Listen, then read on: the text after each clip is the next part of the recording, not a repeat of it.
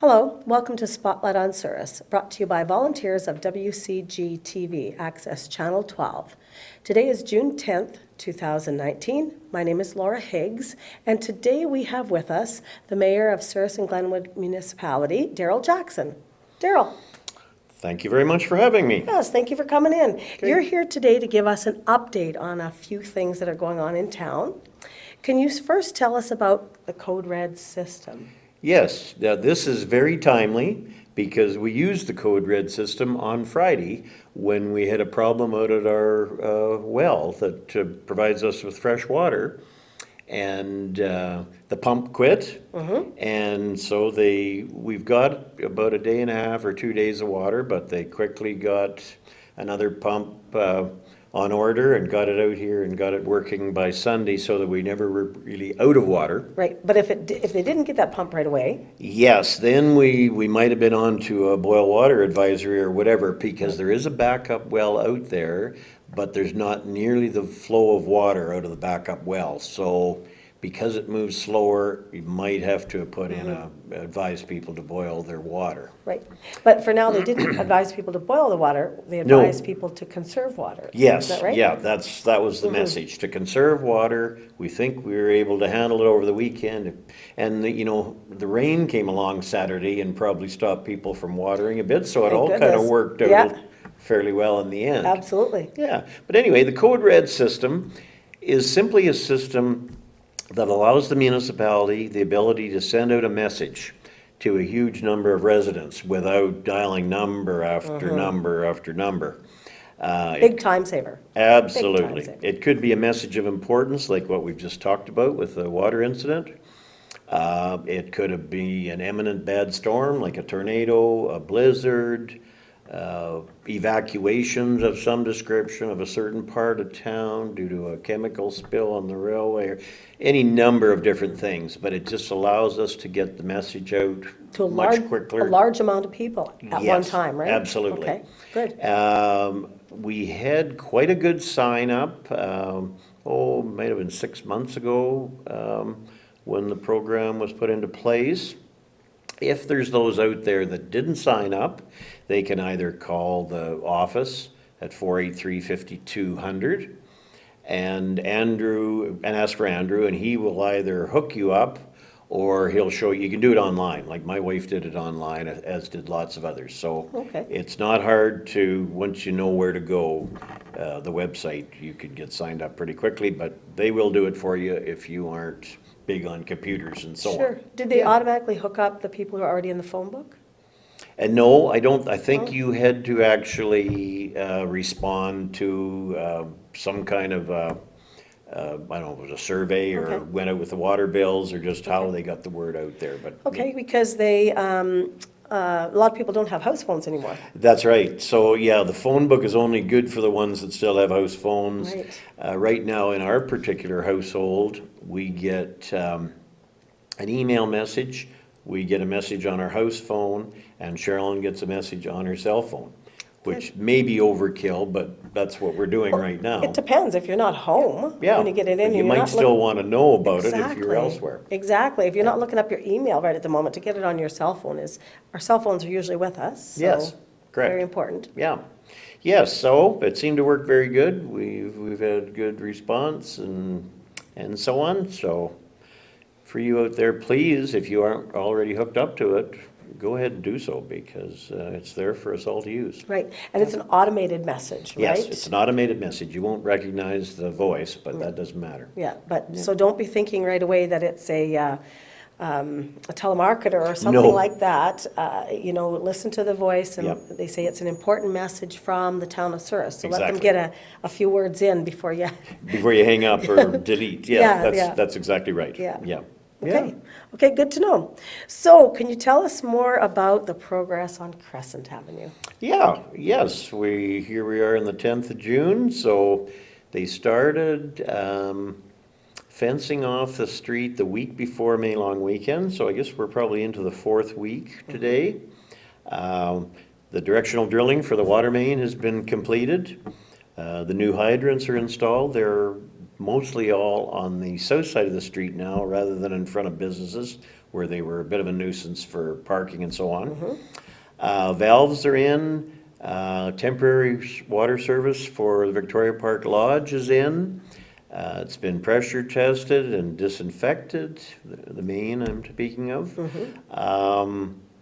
Right now, today, they're working on connecting to the existing water line at the east end. And then will come installation of services. And I think they're gonna give a trial to Victoria Park Lodge because they're serviced in, so they might be the first one they'll get a shot of water through the new line rather than the old line. I think they'll be transferring over there Oh, to their building as a trial run. So that's kind of exciting. You know, as with all projects like this, there's unknowns that keep coming up. for sure. We have some concerns when they go to do the individual service installations, that some of these old foundations of some of these older buildings could be of some issue. So they're gonna take that very carefully, but the contractor has been working through them with us very good, so we're happy about that. Good.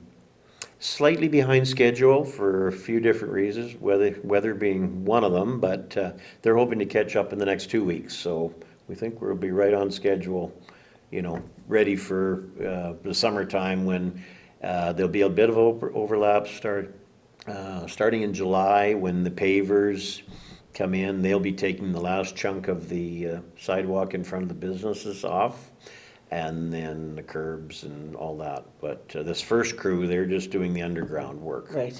And there's a fair bit of work left to do there. Yeah. So it'll take them the rest of June and into July sometime. Sure. Yeah. So a lot of coordination is going to have to happen there, for Yes, sure. that's right. Once you get two different crews working, it'll make it quite interesting. Yeah, Yeah, exactly. Okay, so can you tell us about the fireworks this year, the location of the fireworks? Yes, And how that's going to happen? there's been lots of concern, I guess is a word, or And just inquiries. inquiries about Yeah. what's gonna happen to the fireworks, because so many people love to sit up on Crescent and watch those fireworks come out of the bowl. We're suggesting that, well, first of all, I'll just explain that we did look at other locations, and for a variety of different reasons, the other locations just don't work very good. Right. We could move it to the fairgrounds, I suppose, but then the people of Crescent Manor and Victoria Park Lodge wouldn't get to see it, for instance. There's new homes up there, so you know, there's always something to consider about shrapnel landing on the roofs of houses and so on. The fire department have got so comfortable where it is, they tilt the I forget what they call the things the mortars that they hold the fireworks in. Right. They tilt them back to the east, just slightly, so that they go out over into the creek rather than uptown or over towards the lodge. So they just are very comfortable with that area. They do it on the east side. They've got all the rest of that room in the bowl, about 600 feet clearance they like from people. Right. So it just works so well there. And yes, there won't be as much seating on the Crescent this year. We're hoping the sidewalk in front of all the businesses will still be there. Yes, because you don't have to look at the construction, you're looking at the fireworks up in the Yeah, sky. you're looking up in the air Yeah. anyway, so Okay. the south sidewalk will probably be gone, or some of it's gone already. Right. And the street, you know, if it's possible at all that we could have an area out in the street, even though it might be gravel at that point, we'll look at doing that. We'll try our best to accommodate. But we're thinking we just, you know, like to fill up the park. People could go over to the east side of the park across the street from the kids' playground, look through the trees and up at the fireworks. I think there's ways to accommodate it for 1 year rather than moving locations or changing dates, and, I mean. Or canceling. Or like, canceling. Till next year or whatever. Yes, there's no way to hold on to the money. It's from Ottawa, it's a $1,000 donation, but it's gotta be this spent this year. We exactly. couldn't hold it to create a bigger one next year, for instance. Right. So it just seems like that's the plan, is to Okay. stick it out where it is. That'll Right. be the last evening of June. The last evening Yeah, of June. it's Okay. Sunday, the 30th of June. Okay. Yeah. Well, you've put a lot of thought into it, certainly considering other areas. Yeah. You know, with a fire hazard or, you know, the fact that the fire department is so very well skilled down in the bowl to have this work. It just might not work at another venue. That's so you've right. covered all your areas, for sure. We've tried to. We even had a suggestion about moving it to Scarecrow Days, the end of September.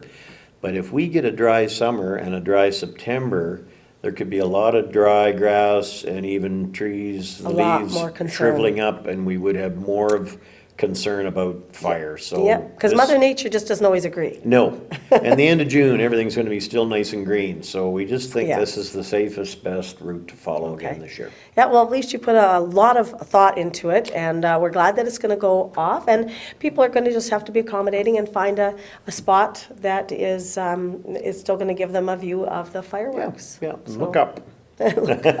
In fact, I think the whole street in front of the post office it's basically blocked off to a lot of vehicles. There's no through traffic, so a lot of people could just take up that street as well and Sure still they see a could. good view. That's right. Lots of room. Yeah, I think so. We've got it figured out. Yeah, I'm sure everybody will get a good view of them that want to. Yeah, Yep. absolutely. Okay, so tell me, next year is a big celebration, isn't that correct for Manitoba? It is. Manitoba was the 5th province to enter Confederation in 1870, after the original 4, Ontario, Quebec, New Brunswick, and Nova Scotia joined together in 1867. So Manitoba's the 5th one in, so in the year 2020, next year, it'll be our 150th birthday. Wow. I heard a rumor through the provincial government channels a while back that the premier was thinking of giving each municipality some funds to celebrate Manitoba's 150th birthday. Okay, we'll take that. So, yes, I've been doing some inquiring. No official announcements have Okay. come yet. The people I talked to did know of the hint the premier had made, so hopefully something's coming. Sure. And I would just like to throw out to your viewers, would they be more in favor of one big event, or should we have a series of several events over the summer? Reason being, the official date of Manitoba joining was the 12th of May. Okay. So that could be a date where we have some kind of a celebration. It's going to be the 90th birthday of the building that houses the Whistling Donkey and the Avalon Theatre. Really? That building was built in 1929.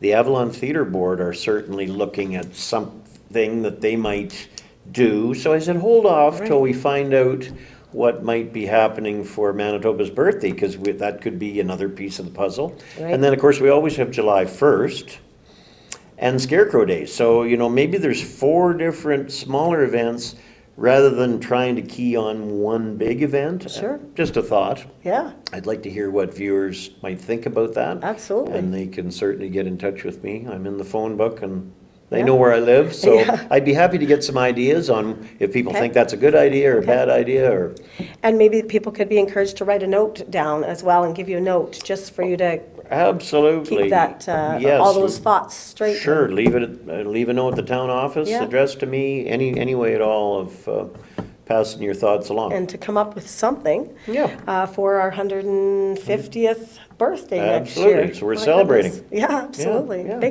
A big deal. Right on. Well, thank you very much, Darryl, for coming in and sharing the update on the town of Souris for us. Good. Okay. I'm pleased to do so. Thank you.